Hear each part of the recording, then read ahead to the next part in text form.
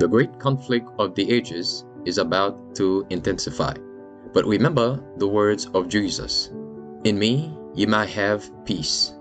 In the world you shall have tribulation. But be of good cheer.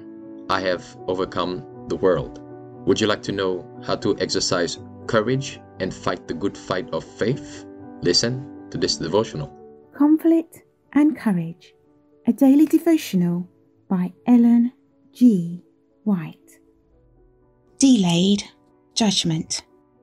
In that day I will perform against Eli all things which I have spoken concerning his house. When I begin, I will also make an end.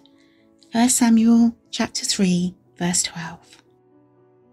Eli had greatly erred in permitting his sons to minister in holy office. By excusing their course on one pretext and another, he became blinded to their sins. But at last they reached a pass where he could no longer hide his eyes from the crimes of his sons. The people complained of their violent deeds, and the high priest was grieved and distressed. He dared remain silent no longer. But his sons had been brought up to think of no one but themselves, and now they cared for no one else. They saw the grief of their father, but their hard hearts were not touched. They heard his mild admonitions, but they were not impressed, nor would they change their evil course, though warned of the consequences of their sin. Had Eli dealt justly with his wicked sons, they would have been rejected from the priestly office and punished with death. Year after year, the Lord delayed his threatened judgments. Much might have been done in those years to redeem the failures of the past, but the aged priest took no effective measures to correct the evils that were polluting the sanctuary of the Lord and leading thousands in Israel to ruin.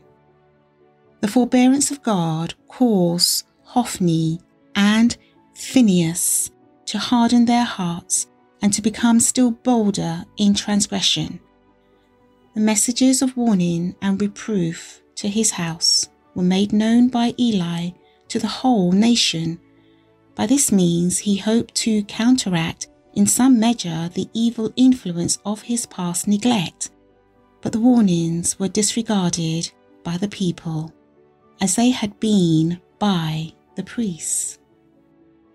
God condemns the negligence that dallies with sin and crime, and the insensibility that is slow to detect its blameful presence in the families of professed Christians.